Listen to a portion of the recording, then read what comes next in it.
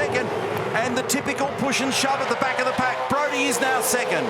Nice job, Brody Kostecki. That was a beautiful manoeuvre, and he's going to try to do the crisscross here. He's going to go down the outside and then turn back the other way. So is Van Gisbergen doing that to young Brock Feeney, and he gets away with a nice move. They make a little bit of contact there with Davison. And Will's sending a couple back his way. So he's making sure that he is not going to give ground. He's got a bit of side draft action going on there that Mark Larkham described earlier. And Brody blocks to the left to make sure that nobody gets down the inside. And that was a real risk moment down there for everybody. Feeney's out high and wide. He's going to get a hip and shoulder hit from his teammate. So we've got Waters leading from Davison, and it's on for third at the moment between Kostecki, Feeney and Van Gisbergen. Have a go at this. And that was beautiful car control there by Van Gisbergen. Is Pye going to go on the fence here? He gets away with it. So Feeney, they went over the rise together, and Van Gisbergen was sideways. He gathered it back up and turned back the other way, and he got it done. Very, very nice driving. Now Pye puts the move on Feeney. That's Courtney right in behind Feeney now. So Feeney's gone back to fifth, but he'll actually be worse than that. He'll be sixth or seventh by the end of the straight. Percat's got some damage. They're going to box him this lap. Car number 2, Walkinshaw Andretti United. So they've got an issue with that car that they need to look at. So he's had some kind of contact that's done damage early in the game. Waters has got the margin at the moment, 0.4 of a second. Somebody's out in the weeds, and the somebody is Thomas Randall. And he's managed, I think, to squeak it out the other side. Just in the Castrol Racing Tickford entry. So he wasn't happy with the performance of that car in qualifying. We've got more people in trouble down here on the outside, and this time it's Paulie Jones at turn 2. So a couple of people off the road on that lap alone. The radio's alive with complaints, so there's clearly some push and shove going on further down the order at the moment. So Percat's in the lane, Randall's in the lane. Meantime, Waters has got a 0.4 margin over Davison. Kostecki, how is the push and shove going on there? And Shane doing everything to try and give himself track priority in that opening couple of laps. Well, he's done a great job, because you made the point earlier about the double stack. If Van Gisbergen was behind Feeney and the safety car comes out, he's over. So great job. Oh, this is off the road. He's going to go in the fence here. Oh, he gathered it up really nicely. That was a very, very good bit of driving. The right-hand front suspension is destroyed on Jack LeBrock's car, and you can see that front wheel now bubbling around. He's broken a steering arm. He has to go steady here now. He won't be able to turn left over the hill. Now, I don't know who he made contact with, but it was pretty wild as Reynolds now trying to get enough room. Will Brown moves him over. So there's a lot of people just shifting lines out there at the moment. A millimetre either way makes a big difference when you're already at your braking limit. So if you go up into that hairpin and someone starts to shift around, it becomes very difficult in those overlaps. You can see cars tangling. Now Pither has got 15 seconds against his name. Car number 22 for a driving infringement. So there's been something back in the pack that we missed. Chris Pither's obviously been a part of it. Have a go at Shane. That was a cool move down the inside. Look at the nose-to-tail stuff going on here at the moment. That's Van Gisbergen up to third. So he's got himself in the position that he wanted to. I discussed it with him pre-race, and he was worried about the possibility of the stack risk. So that's immediately taken a bit of the pressure off. And his strength that's been masterful in the last couple of seasons has been the way in which he's looked after tyres, and that'll start to be a factor now with fresh air. He's on him. In fact, he's almost wearing him the whole way into the corner. And is that going to allow him to tuck down? Oh, awkward moment for Will, because if he'd stayed out there, Will Brown, in the Boost Mobile entry, he would have ended up on the fence. Side by side now for Mostert. This is going to give him a priority down the inside when they get to turn 6. He's in good shape there. Nice move. Nice move, got it done. So a delay and a difficulty for Mostert in qualifying with a power steering leak and a car that wasn't balanced terribly well in the case of either Nick Percat or for Chaz Mostert. Car number 10 had a steering rack issue with that car earlier in the day. Bryce Forward up on the inside of Chris Pither, and that looked a bit desperate. And then a mistake for Lee in quali at turn 6, and he felt that he didn't quite do the job that he wanted to do. So he's coming back. These guys are at it. So Bryce Forward, Chris Pither rattling on each other on the run up into turn 6 here, and Tim Slade just watching with amusement. Oh, it's not over. Or it is over, actually. Chris decided to step out of that. For this year is it's not individual cars timing their pit stops, it's on a team-by-team basis. So as we have Brody Kostecki in right now, they'll do rears only on this car. A little bit slow on the right rear, so not a good pit stop for them. They have pit stopped early, will be covered by Will Brown's time, if that makes sense. He's done it again. Van Gisbergen's put the same move on. And what he does is he gets up there, he only makes a three-quarter pass. They've had a little bump again, but he only makes a three-quarter pass, but he purposely hits them. And when he hits them, both of them got sideways and he's got him. And that's what it is. So he's actually doing it. It's a craft. It's gamesmanship. It's absolutely what he's doing. And Chris Pither in now as well, with that penalty to serve. So there's big conjecture about that pass methodology. The witness mark on the door of that car has come from Shane. The witness mark on the other car will come from Shane. They do it on purpose, fire it wide, get it sideways and park yourself on the inside. It's not a bump and run, but it's like it. It's right on the edge. So now Van Gisbergen's got the lead over Waters and Feeney and Heimgartner. So let's see where Will Davison pops out.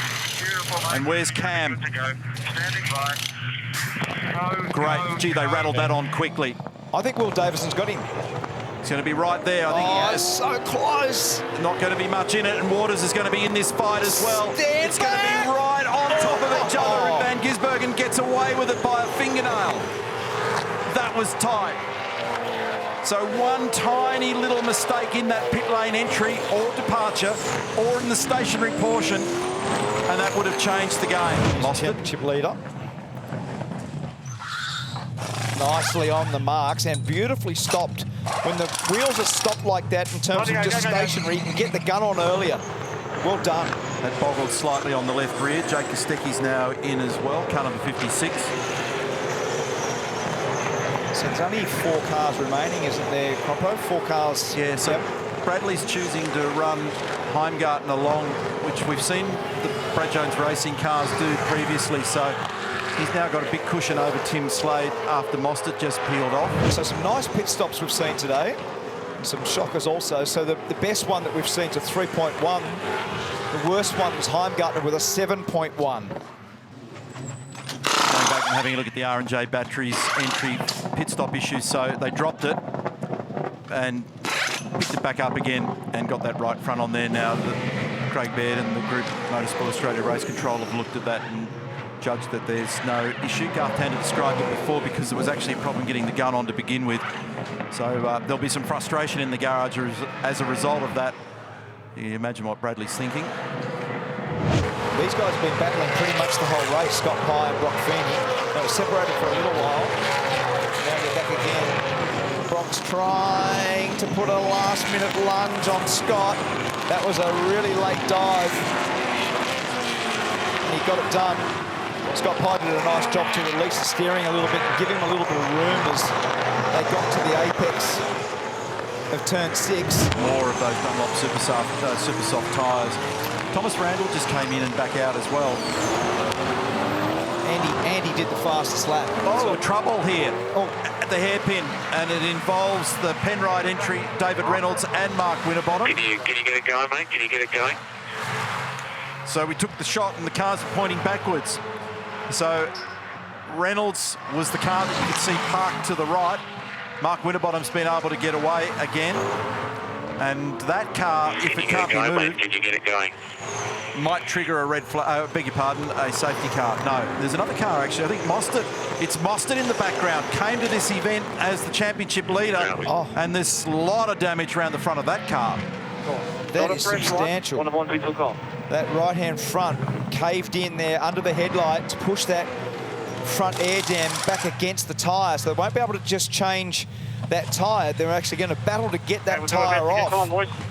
So they've got that. They've got to pull that front corner just get it on there, see how it goes. That's Anthony McDonald saying, just get it on there and see how it goes. It's not going to go on. So this is a game changer. This is a monstrous moment in this year's championship. So let's have a look as for why.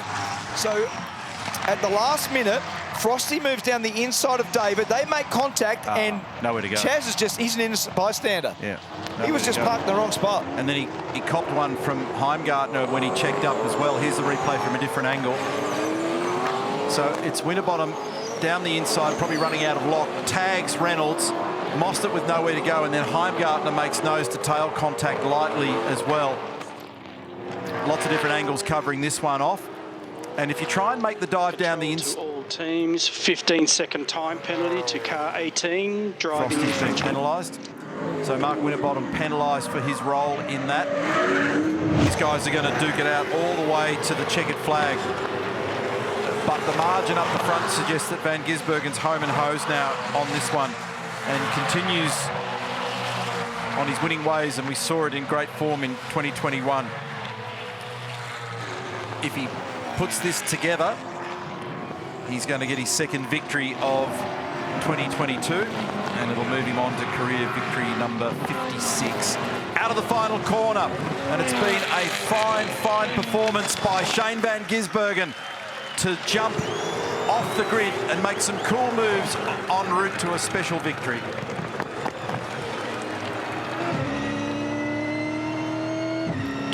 .8 seconds the margin in the end, Mark, and Cam finishing in third position. Really cool car, fantastic, great pit stop. Thank you so much. It was a great pit stop, and that car worked beautifully. Remember, we'll stay out on circuit here. It's beautiful drive and nice performance and consistent run there for Will Davison, who was the fastest car, broke the record today for the fastest lap at this place. Beautifully done by Will Davison to hang in there, and Cam Waters in third. Checking out our race results for you after race number 3 of the championship. 2 more sprint races to come tomorrow at Symmons Plains in Tasmania. And just a whisker under 3 seconds in the end for Van Gisbergen to Will Davison. Cam Waters, Brodie Kostecki, Brock Feeney, Anton Di Pasquale, Pye, Heimgartner, Holdsworth next in the queue. Top 10, Todd Hazelwood. And then just outside, decent recovery by Tim Slade. James Courtney, Will Brown, Winterbottom obviously tied up in that mess down there at turn 4. There'll be more spoken about with that one. Followed by Jake Kostecki, Fullwood, Jacobson, Smith, Jones, Pither, Reynolds, the victim down there at turn 4 also. Randall, Mostert with damage on the front of that car, nowhere to go. Percat and LeBrock in 25th position.